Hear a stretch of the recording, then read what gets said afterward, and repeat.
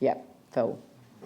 I don't think there's too much difference in many ways. I think the specific difference is the position of Salisbury Street and Kilmore Street, as I understand this. But that be extended out, and I've got no doubt that the objective of the resolution that Councillor Turner has put is certainly to ensure that we do achieve the vision that Paul Lonsdale was talking about. There's no doubt that the accessible city it's the link point around the whole regeneration of the city. But what this recommendation does, it actually achieves a very clear prioritisation of the projects, and that's what is happening today. Otherwise, in fact, the whole project, and the staff told us, will take 20 years to deliver anyway. So we're being really clear, and with very good advice from the staff, about what should come first. And there's no doubt that this, in effect, should make it more affordable, and in terms of the really important issues of accessibility and it being connected, and safety, and a place for cycle lanes, that this is it's a form of a compromise, but it's also very affordable. So that is why I'm certainly supporting the motion. Does someone want to speak against it? Yanni? I heard from my colleague that this is what the people have asked for. Actually, I still recall the submission from the North West Richmond Residents Association. And what did they say to us? Our current status: we have footpaths that are unsafe and can only reasonably be walked on during daylight hours. We have the same footpaths that are unsafe at all times for young children walking and not able to be used for tricycles, bicycles, skates and scooters, and they represent difficulties for the elderly. Our curbs are broken, regularly growing reeds to 200 to 300 metres high. The streets are very rough, badly patched and in need of significant repairs. And ironically, they say these streets are labelled 30k, but we have been told that this is not enforceable and the signs of just being left behind just like us. And what is the impact on us? Residents still feel like they're living in a ghetto, mental strain of living in poor quality surroundings, while many other areas have been fixed, indeed gold-plated. They make the point there's no point in having major cycleways if children can't ride outside their front gate and learn and to ride and do things that normal kids do. The physical impact on their vehicles is huge because they can't avoid these streets. Isn't it ironic? We're talking about spending extra money on areas that are being earthquake repaired to make them 30k to provide a luxury level of amenity in our central city, when we've also told people through our consultation document that we're going to take and prioritise over 30 years the fixing of their broken streets and curbs and channels and culverts and footpaths and lighting and landscaping in their broken suburbs. I can't support this. I don't accept that this is an urgent priority. In fact, ironically, we've gone to NZTA and said we want more money to fix the central city streets that are going to be damaged for all the construction and demolition activities that have still to occur, and we want money for double sealing, but we're going to go and spend money on this high level of amenity now. It makes no sense to me. It's not to say that this work isn't important in time. I agree that it's things that we need to look at. Let's address the urgent safety aspects, but let's not provide this high standard of amenity for an area that has got private investment, that is functioning. In fact, just last year there was a huge celebration from the Victoria Street businesses and residents that the skirt works had finished and they could get back to normal and having things happen that they wanted. So I urge you not to support putting this money on budget. I was happy to move the amendment that we took 2 and 3 off. I actually think it raises a more fundamental question, is that if we want to go and talk to government, which came through again, I refer to the submissions that people have said, prioritise and fix the most broken infrastructure first before you get into luxury and higher levels of amenity, and go back to government and renegotiate and discuss the funding for infrastructure through the cost share arrangements that you have. If you want leverage with central government, putting money to do the things that they've said we have to do doesn't give us much leverage, given that they haven't even agreed to fund these things themselves. Their own projects that they put on the table and said that has to be done in the central city, they haven't got money to fund, so they can be in surplus, and we're being asked to consider selling assets to fund these unaffordable projects while spending 30 years fixing our infrastructure in our suburbs. I just think our priorities are wrong in terms of this. I think we need to go back and talk to government. There's no, as I said, no reason why these projects shouldn't happen in time, but I would say they're a lower priority than fixing those more urgent repairs that are needed doing in those local neighbourhoods and local communities who are being told that they have to wait for 30 years. Someone speak in favour? Yep. No, I'm against it as well. Anyone in favour? I'll put the, no, it's not Paul's amendment. It's Andrew's amendment. Could we have them? It's the Andrew's amendment. There's been a foreshadowed amendment that's coming after this. Well, I would like to request some aspects of this put separately, please, or all of them. Well, I could support some, but not all. Okay, well, For similar reasons. Well, let's to see. Young. Okay, so let's. I'm hoping. So, how am I going to do this? We could move 1.1, 1.2, 1.3. Yeah, but then what do I do at the end? People will vote for or against depending on how it's. I mean. Oh, okay. Well, look. Okay, so. 1.1. Could we just do it by hands because it will be easier that way? Those. But the trouble is that without dealing with one, I mean. That's the point, that these are all interrelated in terms of the total package. And so, and if councillors want to insist on them being voted individually, okay, that's your call. But it seems to me we're talking about a package here. All right, so look, I'll put that motion. So we'll have the thing up for put the motion. All those in favour of the.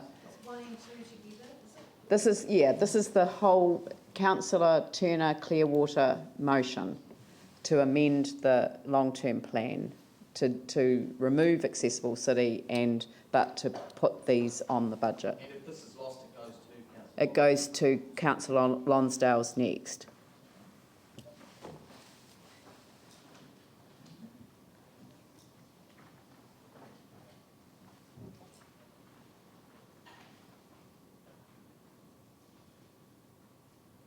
Right, so that is lost, and I will now put the amendment, the foreshadowed motion.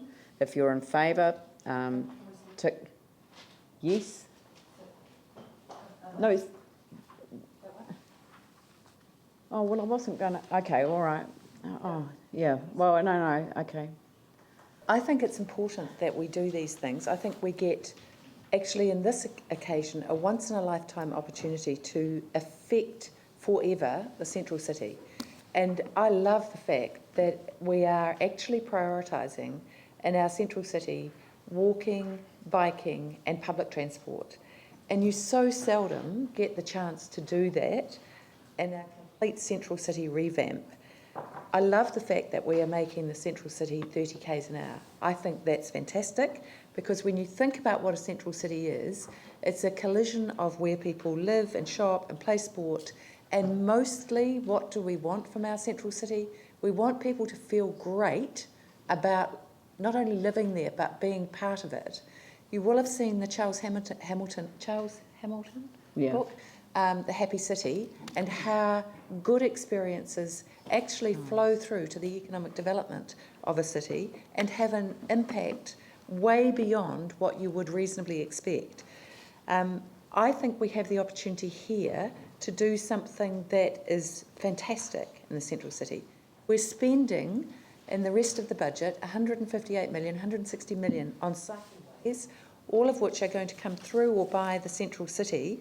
And then, unless we do this work, they're going to arrive in the central city, feel confused, annoyed and frustrated because their cycleways are not continuing. I think we have a situation here that every city in the world faces, and that is how do you make the central city absolutely feel wonderful for the people who live there? Because part of your identity as living in Christchurch is actually about how you feel in the central city. You don't necessarily derive that from a visit to the Palms or to Riccarton Mall. You do derive some of it always from how you feel about the central city. And while we're trying to encourage businesses and people to come back and live in the central city, we need to provide certainty and absolute certainty actually about what we're doing. So delaying, for example, the one-waying of Kilmore and Salisbury would be a disastrous decision. You don't wait till 10 years after the event and then provide the one-way changes. You do it as fast as practically possible, because the situation of transport in the central city at the moment is difficult and unusual, and that's the time actually when you do make changes to one-way streets. We've criticised, and we will continue to criticise, government for delays in the things that they've promised in our central city. We cannot fall into that trap ourselves. We have to actually do the things that we said that we would do. We have this money on budget. It's on budget in the wrong years, and some of it needs to be brought forward. The long-term impact of that is very minor in terms of the total 10-year plan. But ultimately, when you think about one of the things that you came here to do, it is about creating a really dynamic and different and very distinct central city, and the feeling that you can get in that central city that is so different than what you can get in any other of the suburbs of the city, all of which are really, really important. And I don't dispute the arguments for really good footpath repairs. I totally support that, and I totally support strong suburbs. But I'm not willing to do those at the expense of the central city. The central city is absolutely vital to the way in which a people feels about itself. And we have to give our community at the moment the opportunity to feel great about what they're going to actually achieve in this recovery and rebuilding phase. If we don't go with this, the uncertainty that we create for every developer who now knows that we are one-way in Kilmore and Salisbury, and all those developers who are planning apartments around that area, I speak to one of them this morning, is really huge. We can't undo that degree of certainty that has been provided. So I am totally in favour of this motion that Paul has moved. Glenn. Thank you. I do not disagree necessarily with Councillors Lonsdale and Buck. I share those aspirations, and those in our own city plan, which we were asked to provide by the Minister about a clean, green city. And so I don't disagree with that. My questions and problem with this is over priorities and steps. If the way I look at it is moving to some of these projects, Victoria Street stands out especially. It's kind of akin to putting a house on a section without having the right foundation treatment underneath. And we can have vision, but actually you need steps along the way. If you want connectivity, you actually have to provide those connections. So if we weren't tied up with the NZTA over difficulties associated with 3 bridges, not just Pages Road, but the twin fits, I'd be looking to find a mechanism in this process to promote those. You look at Victoria Street, $7 million. Now, it's too simplistic. As I said, it's tied up with the NZTA. But although I can see 2 Pages Road bridges in there, that's a lifeline. So are the 2 Fitzgerald, the twin Fitz bridges. So we've got to think we can have the connectivity with the CBD. People have to be able to get in there and get out. We ranked those as priorities in those bridges in our submission to the NZTA, and they didn't make it. But this stuff has, and you really have to question the priorities. If I look at Victoria Street, it's gone ahead. We've heard from staff it's gone ahead anyway, and that putting $7 million into it hasn't been crucial to investment. What I hear through the developers forum is not transport but DC rebates. That's what they want. Victoria Street's slow anyway. When was the last time you travelled at 50 k's down there? 4 in the morning. So it's kind of self-engineered. Does it really need $7 million? Look at the program, look at our priorities as a city, look at the broken footpaths, come out to New Brighton, look at the bridge. It's stuffed. Get in a kayak like me, paddle under our bridges. Half of them are still wrecked. We've got to sort out our priorities. Some pretty flash stuff in there. I want the CBD to work, of course I do. But what we're hearing in our LTP document, which I'm sure you've all read, is our residents want their roads and their footpaths and their bridges fixed. They want the CBD to work as well, but there's actually a sequence and a priority, and that's why I can't support this. Right, we'll put the motion. So those in favour will have the buttons up. Thanks. Press yes. Those opposed say no.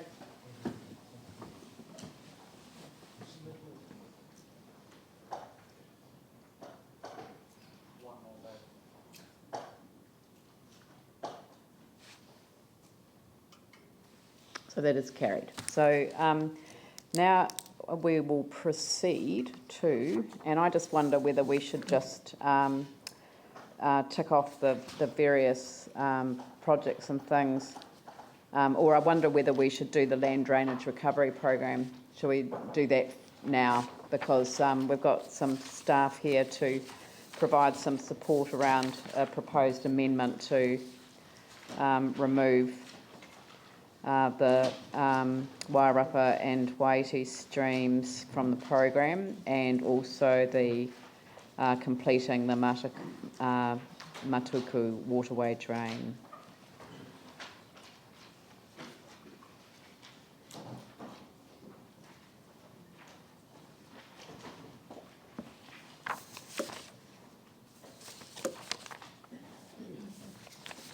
I think the staff were going to give us a bit of a presentation of the impact of taking out an element of a program of work. I think that there's some assumptions that the proposed amendment has been based on, that it might be useful to have some context before we make a decision on it. Through your worship, we're intending to put a high-view strategic view of it, and I've just flipped up a slide up there, which is, I'm not sure whether we can get the full slide or maybe we can pull a little bit of lights so that it can be seen. But first of all, I suppose the land drainage recovery program, where does it fit in the strategy of council? And you can see the land drainage recovery program sitting in there in the middle. Basically, part of the work that's been involved or identified in there is related to the task force, but also the task force has come back with some of the operations. Those two documents sit within the land drainage activity management plan, and that sits inside your 30-year infrastructure strategy. And basically, if you have a look right overarching that whole lot, is the surface water strategy, which is soon to be updated into the 3 water strategy. So I want to actually just make sure that you're aware the land drainage recovery program doesn't sit in isolation. It sits in a whole pile of policy documents. It sits within an operations area that is doing a whole pile of things. It's a whole, it's a little piece of a jigsaw that connects up a whole pile of initiatives. It is, however, a cornerstone document. It's referred to in a number of documents by ECAN, by EQC, so it is a cornerstone document and a cornerstone program that integrates into a whole pile of not only internal but external. It contributes to water quality improvements by eliminating things like sewage overflows. It obviously delivers a whole pile of social outcomes in the way of protecting houses from flooding, both at floor level, which is our highest priority, but also under floor levels, which gets very difficult to do. obviously provides peace of mind for a whole pile of, the idea is producing a program that does produce peace of mind for a number of residents. But obviously, I've already said we've got some real issues with our wastewater. Some of the benefits of doing the land drainage program flows into your wastewater, because not only have we got a whole pile of groundwater flowing into our wastewater, which we didn't have before the earthquake, but we also have some a lot more peak flows into the wastewater treatment plant, which obviously it's not capable of treating. In the latest cost share agreement, independent assessor, there is a eligibility criteria in there, and she's identified that part of the land drainage program, particularly the first 3 years, is eligible. Obviously, that is subject to discussions between the Crown and ourselves, and we're hoping to get into it. But she has identified, and it's been agreed at a staff level, that some of this program is eligible for cost share. There's also one of the things we've got is we have put up a tentative program, but the program, we've put up a tentative couple of projects as part of that program. But if you have a look at the latest report that went to the Infrastructure Committee, there is a lot of investigation going on at the moment to look at the priorities of those programs. We have a lot of houses in small pockets throughout. We all know about the Dudley Creek, which got, or the Dudley Creek Basin, which got hit, but we also have a whole pile of other programs and properties that do get flooded. And so if you have a look at the latest report that went up, we are talking about a phenomenal amount of investigation in the short term to bring you back a priority list. There's no doubt, because of the numbers and because of the work that we've done through the task force at Dudley Creek in that area, is going to be the top list. But the priorities on the rest of the program may change, and it's further complicated by things like the red zone, the impact that we're trying to assess about the earthquake settling, the idea of what's going to happen over the next 50 to 100 years, and we've got a number of reports regarding changes that are going to happen over that period, and obviously climate change is going to influence it. We've also got to get some sort of guarantees out of, some way forward around the red zone, and that's probably not going to be known, not in the immediate future anyway. There's going to be a delay in that. So what we're saying here is we aren't putting up to you in the LTP a set of projects. We are putting up a land drainage program. We are putting up a very truncated program, because we do believe, as the investigations, we may have other priorities, what can be done through planning and policy, what can be done through engineering. And the solution to land drainage for Christchurch is a combination of a number of initiatives, and this is only a small part of it. So what we're saying really is the program, we need that program money to actually give some surety back to some of the people that have been affected by those land, by the land drainage issues that we've had. As you will have seen, a number of reports have shown that rainfall doesn't fall evenly across the city, and so who were impacted today or in yesterday's flood may be a different subset. And so we want to do some work, and we are doing some work on the vulnerability, and so we're trying to get out of that money the best bang for our buck.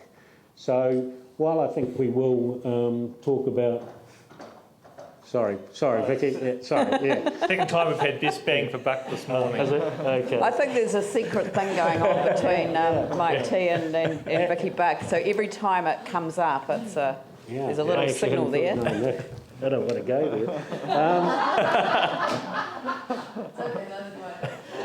So basically what we're saying is we believe what we've put in the LTP to be an absolute minimum program to actually try and start working through some of those issues. And we're asking you not to get worried about specific programs, because they will come back for you to tick them off as, specific projects, because they will come back to you as our investigation work goes forward. But obviously the Dudley Creek Basin is right up there, and it's probably not like So are you saying, I mean, then get me, and I know that you've provided some written advice, so that's obviously been helpful, but are you saying that if we were to remove the Wairarapa and Waiiti streams project from the proposed work stream, all we'd be doing is actually reducing the land drainage recovery program budget by $33 million. We wouldn't actually be taking that piece of work out. And secondly, they may in fact be exposed because rainfall may fall in a different place, as we experienced last year when we actually got, where the city got, actually it was earlier this year, where the city got sidelined and the rain fell in Kaipoi, I think it was, rather than in the city. So actually if the rain fell within the city in a different place, then Wairarapa stream is very exposed. I would have thought it was. Yeah. And certainly the plans, you can see the LiDAR data shows that is a basin that has been earthquake affected. Yeah. But there are other priorities and we are looking at the balance of those. So we put up, or the program that showed that was a draft program that I went up to the infrastructure committee, and basically it was absolutely a proposal, a possibility, but we were said in that report that we would come back showing you the vulnerability and where the best value for the community would be generated. It certainly has got to be somewhere in the program, and you can appreciate the land drainage program actually has, I think, identified something like 70 projects in it. Now those have got to be prioritised, they've got to be looked in the context of policy, of planning, of a wide range, red zone, all those sorts of things. And so what we've got in our LTP is a very minimum. But the third thing that you've said today, which is important to highlight, is that this may in fact be one of the projects that's subject to government funding. Certainly, well, we would be encouraging, and I think the independent assessors encouraging council to have that conversation with the Crown around land drainage. We've definitely signalled it to central government that we want to talk to them about earthquake-related damage to land resulting in work on our land drainage recovery program. Yeah. So somebody else had their hand up first, but I thought it was someone else, but Phil. Thank you very much for that explanation, Dave, and for the earlier information too that staff have provided around the land drainage recovery program. And I guess this highlights, in fact, this is the exploration stage, very much at a high level. Like an example is that with that particular catchment, where the Wairarapa stream is, that I understand there's no or very little, if any, history of flooding, and I accept the changes since the earthquakes and the work that's being done. But what I'm concerned about is how can we ensure from the LTP that in fact the other projects, for example on the Heathcote, where clearly they're known as flood vulnerable properties and a different form of measurement, how can we be assured that in fact all those projects are currently capable of being delivered within the timeframes? Certainly, if you have a look at the program, we've got people working on at the moment. It's a level of consultation that needs to go through. At the moment, I think at one stage we were talking about a land drainage program going over 40 years. And so to deliver the improvements and programs we wanted, I think if you look at the independent assessor, what we've done is put into the LTP physical work for only the first 3 years, because we actually aren't able to identify that. And that's one of the reasons the independent assessors said for us to go and talk to the Crown when we've done that investigatory work. We are certainly getting in train, and we're getting teams in train so that we can deliver those capital programs. Obviously, it's as you'll be aware, we're out for consultation on the 3 options around there. We are trying to truncate that as quickly as possible, get a report up to you in August so that we can get out in this construction season and start delivering. So all I can say is that we are recognising that program with the LTP being certified once it's been signed off, we will then be able to put in train those appropriate. I think perhaps, Phil, the key in that is perhaps not to get hung up on the project as Wairarapa Waiiti. It's to basically the program that Dave and Keith and the team are looking at is saying what are the most vulnerable in an objective sense parts of our network, and that network is the Heathcote, it's the Styx, it's the Avon, it's the whole lot. And I think really what we're needing to do is say actually while we know that Dudley is by far the most obvious and strong contender, through this program, clearly we're going to identify, and council will need to decide the priorities that it wants to spend in different parts of the network. But I think the key message is the program of funding and the capital works required is very much an absolute that needs to be committed to. Exactly which priorities come out of that program at this beyond Dudley is still something that's being worked through. But the other point is the government funding, and it's not it's not a cast iron guarantee, but the steer that we got from the independent reviewer of the horizontal infrastructure spend was that we had to really talk to central government about the land drainage recovery program in the context of earthquake-related damage. Now, Wairarapa Stream may not have caused floor levels to be breached in our memories, but it certainly has dropped, and because of the level of settlement, one can expect that there will be risks going forward. So, those are the issues that we need to take into account. I guess my other question really too, though, is, and I appreciate the need for a broad approach to the whole, future climate change and what we do about drainage and changes since the earthquakes. But is there not some risk attached to such a broad approach that, in fact, the areas that, where there is an unfortunate history of frequent flooding, that in fact those projects aren't going to be addressed within a better time frame? Well, I think that if you have a look at the program that we've got out there, Dudley Creek is up there, and actually the money that we've got available is principally to deliver that in the first years. If you have a look at the latest report that went up to the infrastructure, we've got investigation, we've got dates that they'll come back to you as council as priorities. And so we believe if you look through them by January next year, basically you will have a reasonable indication of those high priority areas. But as you say, I think we know the areas that have historically flooded, and we've got some very good data about those ones that have sunk further. So while there are, help me here Keith, there's probably 70 different catchments across Christchurch, there are some from an earthquake perspective that have got a lot worse in the period. So we are fast tracking that. We've got people working on those investigatory works now, so that work is proceeding with money that we've got in this year's annual plan, and they'll continue to proceed under this program in conjunction with then once we find them, what is the best approach, because we do believe there may be some properties that it would be engineering's not the only solution, if that makes sense. It's got to be an integrated look at the whole picture. Okay, so look, I think that's a great. No, I don't think that we need to have any sort of a detailed discussion. I think that's quite clear. You're saying that if we remove this, we're just simply taking $33 million out of the budget. That's all we're doing. And so, would somebody like to move this amendment that the two streams projects come out of the long-term plan? No, we need to have a resolution on the table to debate, so... Well, I'd like to ask just a couple of questions if possible. Well, I think it's either people want to reduce the budget or don't, so it's quite simple. Yep, so Yanni moved, who seconded it? I'll second it. And Andrew second, okay. So, So do you want to ask some more questions of them about reducing the budget, or should we just debate it? Well, I would actually like just to ask a question. One.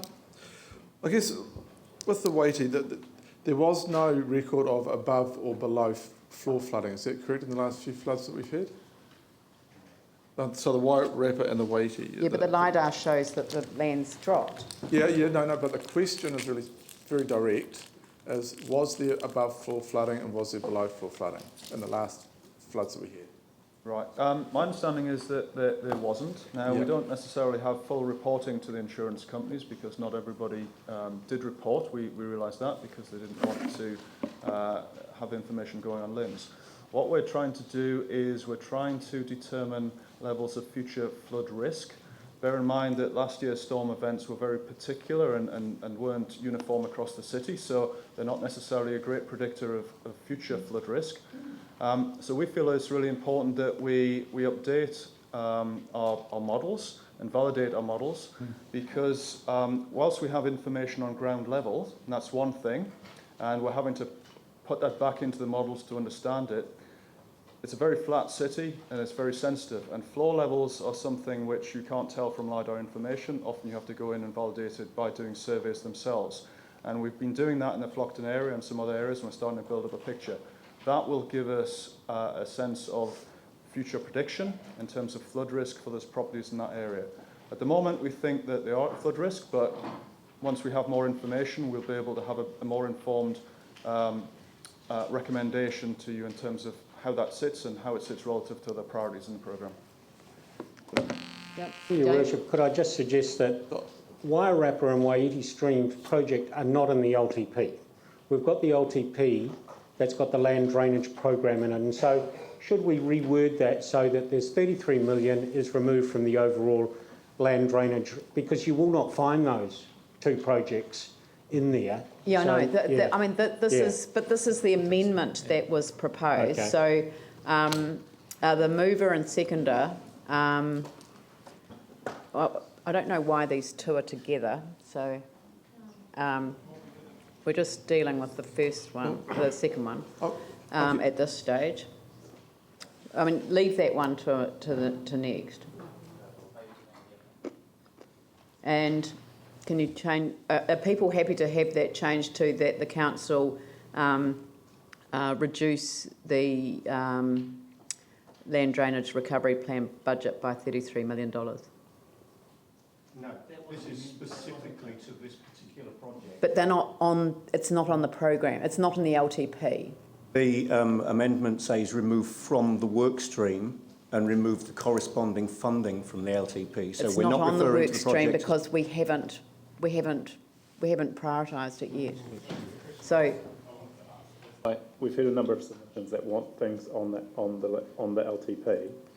Okay, so what's the process to have projects either on or off that land drainage program as part of the LTP to respond to those submissions? But I think again, it comes back to whether we're discussing it at a project level and whether that's the driver, or whether you're discussing it at a program level. The program basically tries to, and the work that Keith and his team are doing, are endeavouring to objectively say which have the highest level of risk, not which got wet the last time or which got wet within the last 10 years, but there's an objective risk based on what we understand water to do. So people can add projects in and out, but if that's the driver, you may actually be not putting your best dollar into the area where you actually are the most vulnerable. So I think that's where I come back to my point that Wairarapa Waiiti is a little bit of a distraction until we finally know what the actual best value spend of that whole program is. What we do know is that program is very large, and we can look at Dave and his team can look at individual suggestions coming through, but I think council's going to have to address that from the most objective view about where the best spend of its money can be, and that's we know that that's first and foremost in Dudley, but actually we're still working through where those next steps need to be. So, but in terms of like the whole optimisation and the HIG response, like I was really interested in the response I got back around is that the tidal barrage is that was HIG initiated and cost shared funded, which was completely news to me because I didn't know that. I thought the land drainage program was something that was going to be discussed with government. What we're hearing is they're already making funding commitments to certain elements of it, like a tidal barrage, that none of us have. that was the preliminary work, and it was news to me that it was signed off by the Horizontal Infrastructure Governance Group when I didn't even know about it. So That's right. don't worry. And I think we heard that over and over again when submitters came here, that none of us knew that the investigation work had been done. And I think that it's an interesting point, but it doesn't really move us forward. In the response I've had, like around Matuku, it says that if the LDRP was to fund this BAU project, so we had the flooding task force, there was a number of things identified in there, and this was one of them, but you're saying it's BAU and that it's not part of the LDRP. So I'm really struggling to know what the process is to get those projects done where people got flooded, where there's huge Well, can I just anxiety. suggest that the LTP is not the best place to have this level of debate, and I think that, I mean, even if we voted to remove the Wairarapa and Waiiti streams, which I would be shocked, appalled, that we would reduce $33 million from the overall land drainage recovery plan budget before we'd even assess what the priorities are. I mean, that's what strikes me as bizarre. Isn't the choice we have is whether we want to wait until we've done that prioritisation work before we put the money on budget so we know what we're funding, versus funding a whole bunch of work that we don't know what the priorities are? Do you want to have an LTP by the end of the week? Because if you don't, then take the money for the land drainage recovery program off the budget altogether. Because if you did that, if you took all of the land drainage recovery program budget off the budget, then the auditor would know that we were not being sensible, because the auditor would know that there's work to be done to repair our damaged land drainage system. We've heard about it on the Avon, we've heard about it on the Heathcote, we've heard about it on the Styx. We've got areas of risks throughout our city that have been exacerbated by the earthquakes. The only difference between BAU is that they wasn't impacted by the earthquakes. The other areas have been seriously impacted by the earthquakes, and we've got climate change to deal with as well. So, I mean, I just personally think that this is a simple question of whether the council wants to take $33 million off the budget or not, and I propose that we put the resolution. You'd like to speak to it? In fact, I think there's been a real advantage in having this issue brought to the long-term plan discussion. I think most councillors would have known, where on earth I didn't, where the Waiiti stream was until we actually asked some questions. And, well, some might, but... well, that's because it's in the Fendleton Waimari. Well, it's not just that. It's just, I think we're talking about spending a large amount of money. It's $315 million of our total...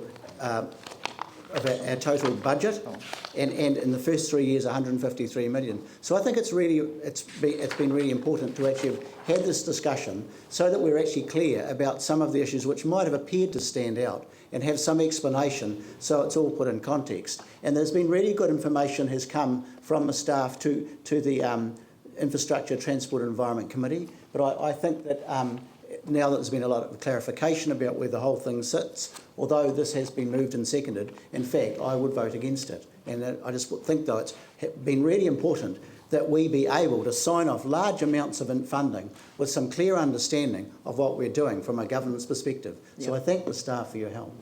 Thank you. Thank you. Does someone like to speak in favour of the amendment? I'll speak in favour of it. I mean, this is around identifying projects within budgets which may not be high priority, which need consideration, and which are proposed to be funded at extremely high levels. And this isn't the only budget where that's the case. There are budgets right across the long-term plan which have got projects within them that may in fact not be high priority. Now, had there been the opportunity to fully reprioritise all of these budgets prior to the time we got to 30th June, we wouldn't have been having these conversations here as part of the LTP discussion. But there is a desire, and it's reflected in a number of the amendments we're discussing at the moment, to reduce some of these massive budgets which are being funded through the long-term plan, which have got items in them that are either unspecified or where we don't know what the priority is. So this is driven not from a point of view of wanting to take money away from any programme where there's a need to deliver work, not to see anybody's house flooded, not to see any work done that needs doing, but to make sure that we're not putting money on budget for projects which are uncertain, unspecified, or may in fact not be necessary. It's always possible to put funds back on if we find out there's insufficient funds for any particular programme.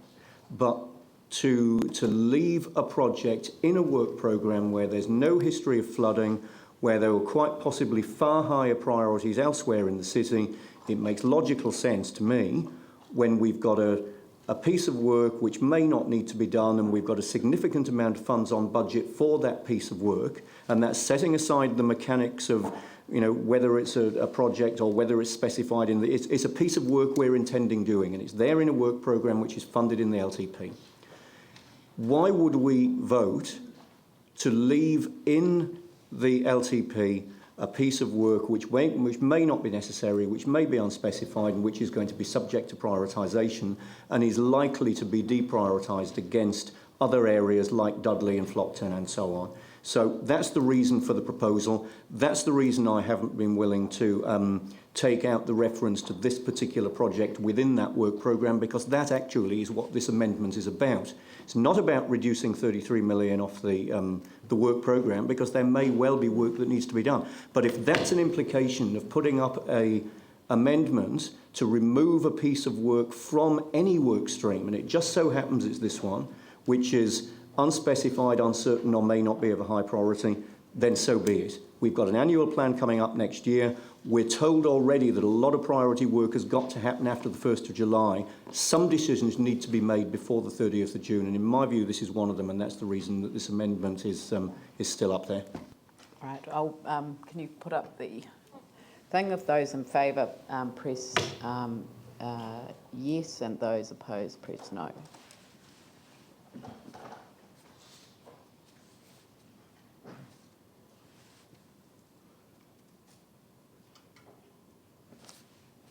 So that is lost. Look, I've said that we'd finish at 1 o'clock, and I'm very mindful of people's position, but if we could just do the Mataku waterway drain as well, because that's a recommendation that a project come forward. It's a